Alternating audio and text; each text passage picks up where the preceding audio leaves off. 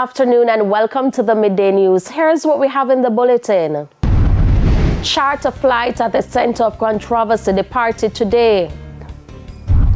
Vendors counting losses after massive fire at Reggae Market. And later in sports, athletes begin arriving for Jamaica Athletics Invitational this weekend. Thank you for joining us. I'm Shamela Pullen. Here are the details. We begin with a TVJ News follow-up. The Universal Sky charter flight with over 253 passengers and crew left the island at approximately 11:40 this morning. It's understood that it is destined for Dubai. The flight was originally scheduled to leave last night. Chairman of the Jamaica Civil Aviation Authority, Lieutenant Colonel Oscar Darby, told our news center that all passengers and crew were accounted for and processed. Earlier this morning, he sought to clear the air on the circumstances leading to the plane landing in Jamaica last week. Amoy Harriet reports.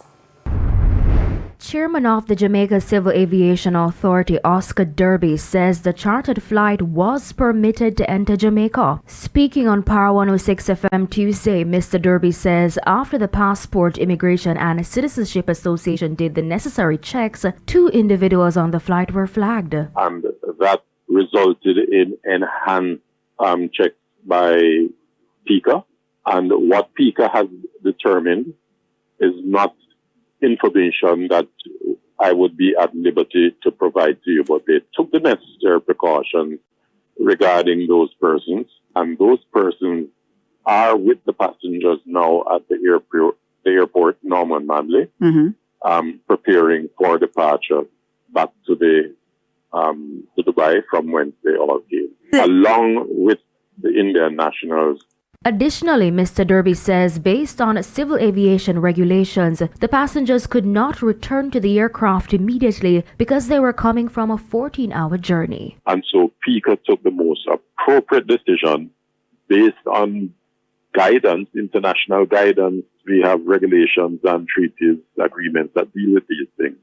And so they have been kept in Jamaica and they are being supervised. They stay here is being supervised. They stayed at the very hotel, the Rock Hotel, where all the passengers were catered for. And time has come for them to check out, which they did yesterday, and to go back.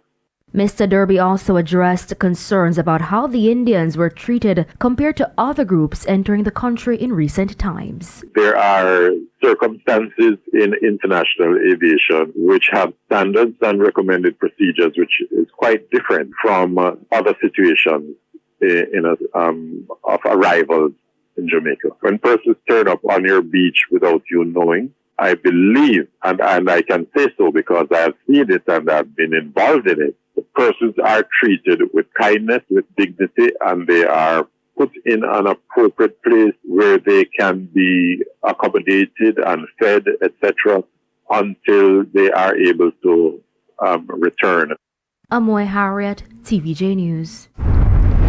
Teams from the bomb squad and K9 division had to be dispatched to several schools where there have been reports of bomb threats. This has disrupted CSEC exams at Kingston College, where students were relocated to the exam centers at St. George's College, Holy Trinity School, and the Convent of Mercy. The police say the matter is being investigated. And not the first time, vendors who operate at the Reggae Market in downtown Kingston are counting their losses after a fire destroyed the facility this morning. An investigation is now underway to determine the cause of the fire. The details in this report. A massive fire engulfed the Reggae Market in downtown Kingston Tuesday morning. The area is now flat with debris scattered on the ground.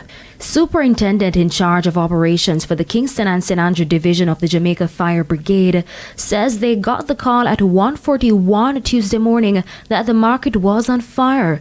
They responded quickly with 2 units. Just about 2 minutes or so when the first unit reached on scene, the entire market was already engulfed. Now that would have lasted for a while, we had 2 more units coming in, so basically we had 4 units. 3 pumpers and 1 water tanker came from Spanish Town to assist with the water. A number of stalls and goods were destroyed in the blaze. Vendors who use the market say a number of them have been affected. When you look, all you can see now is just zinc and the burnt ash from the stalls. Now there are some stalls, some containers to the southwestern end. They have been damaged, and the contents also, which we heard that some people say they were stocked just yesterday, and that's what it is right now. It's not the first time the market was set ablaze. The last fire was reported in January 2023. This is a recurring decimal. Maybe 1 year might pass and nothing happens, but it is a recurring decimal. This continually happens. Do you think that it's a larger fire compared to the last one here? Yes, this one is larger than the last one. Because the last one did not involve everything. But this is everything. This is everything. Amoy Harriet, TVJ News. Concerns are again being raised about the need for an animal pound in Westmoreland. This as another road fatality has been recorded as a result of stray animals roaming the streets. The most recent incident happened Sunday night on the Mango Hall Main Road in Little London, Westmoreland. A driver collided with a cow meters away from where a policeman died as a result of a cow last year. The issue has highlighted an even more urgent need for an animal pound in the parish. Member of Parliament for Westmoreland Western, Moreland Wilson, is concerned. To date, nothing has been done. We have had a change of leadership at the municipal corporation, and still yet nothing has been done. Just last week, we lost a life in another section of the parish, and we haven't heard anything from the parish council. This has now resulted in persons suffering immense financial losses. Just last night in Little London, we have seen where someone's car has been severely damaged. In fact, it has been written off from all accounts because of stray animals. Councillor for the Little London Division, Ian Miles, says he attended a meeting on Monday where the issue was again raised. As it is now and where the old pound is located, I'm seeing, a greater discussion taking place in having more like a regional pound where the animals will be transported to a further point.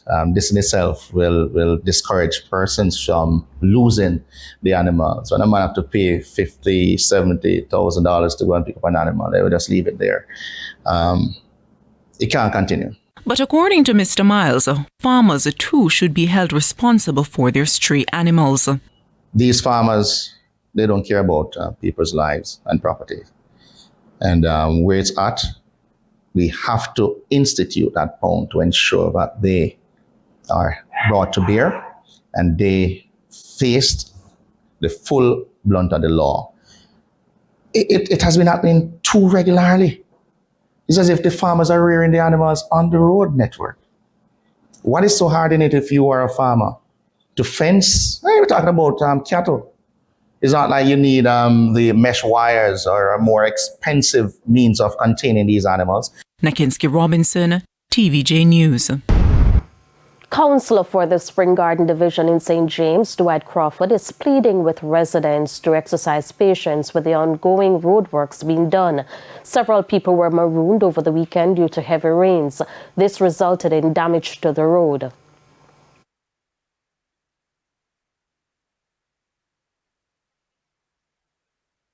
On Friday of last week, we had some heavy rains while the contractor was here.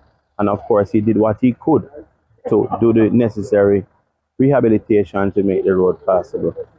On Saturday, we had rain again, and it came down, I wouldn't say not as heavy, but it of course washed out some of the fill out of the trenches. He says because the trenches are cut and the hill is steep, when it rained, fillings were washed out of them, narrowing the roadway. Well, this project should be another couple of weeks, which is, and of course, the rains are falling now, which gives me concerns, but as a councillor, I'm prepared for it. And we'll continue to work and continue to maintain and continue to be here with the people to make them feel comforted. And at least one resident has expressed understanding. But and I agree, say inconvenient to us, but on Friday they were working on the road and the rain come. And it all gone to the sea. So we cannot do nothing about that. And we fall rain. No time we fall rain. And we cannot go like Master God up at the time fall rain. So we have to live with it till it fix. It's time for a break. Stay with us. More stories when we return. Welcome back to the Midday News. A St. Catherine family is seeking the public's help in locating a relative. He is 72-year-old Costley Mowat from Windsor District, Spanish Town. Mr. Mowat is of dark complexion, slim-built, and about 5 feet 9 inches tall. It is not known what he was wearing at the time he went missing. If you know the whereabouts of Mr. Mowat, please call the Spanish Town Police at 876-984-2305 or 119.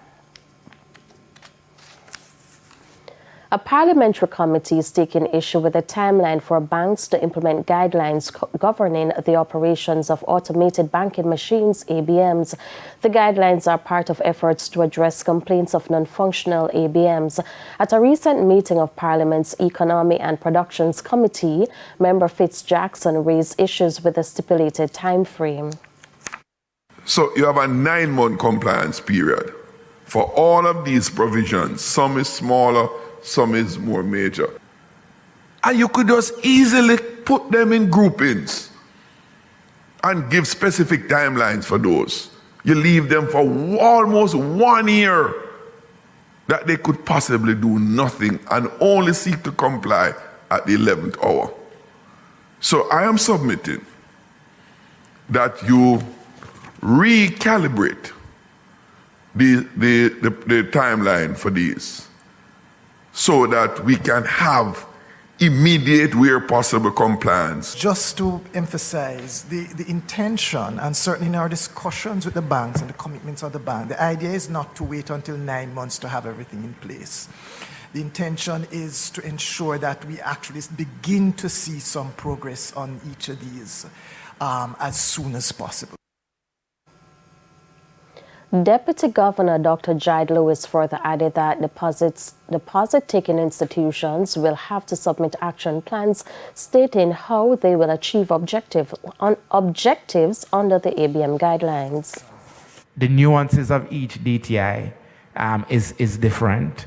And then you could then run into a situation where, as a supervisor, you're basically holding one licensee to a particular standard that they can easily reach and holding another to a standard that you know they can't reach. Our focus admittedly was on the content of the guideline, to make sure that it was comprehensive, to make sure that it treated with the mischief that we've been experiencing as a country in relation to cash availability and so on. So it's a very wide-ranging standard. Admittedly, when we went through it, it was determined that because it's so far-reaching and it's affecting a wide cross-section of the activities of the bank, that we'd want to give them enough time. It's now time for the Business Minute. The Bank of Jamaica BOJ intervened in the foreign exchange market 8 times in the first quarter. In its latest report, the Economic Program Oversight Committee (EPOC) says the central bank pumped an average $26 million into the market per sale. These sales were marginally in line with the average of $26.8 million sold for the December 2023 quarter.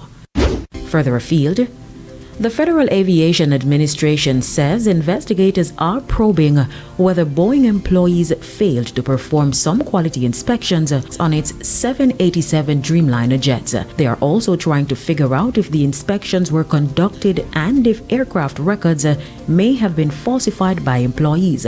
Regulators say a Boeing engineer came forward publicly last month with different quality control allegations about several Boeing models, including the Dreamliner. And that's it for the Business Minute. I'm Carrie Simpson. Time now for the top regional and international stories. In the region, Suriname has expressed its willingness to send troops to Haiti as a part of a UN-sanctioned multinational security support mission led by Kenya. President Chandrika Prasad Santoki stated that Haiti is facing more daily deaths than the war between Russia and Ukraine, and that little help is being received from various countries. The United Nations Security Council recently approved a resolution to support Haiti with an international police mission. On the international scene, officials in the South African city of George say at least 5 people have died and 49 more are unaccounted for after a multi-story building collapsed on a Monday afternoon. Rescue missions remain underway. South African President Cyril Ramaphosa has since offered his condolences and called for an investigation into the cause of the incident.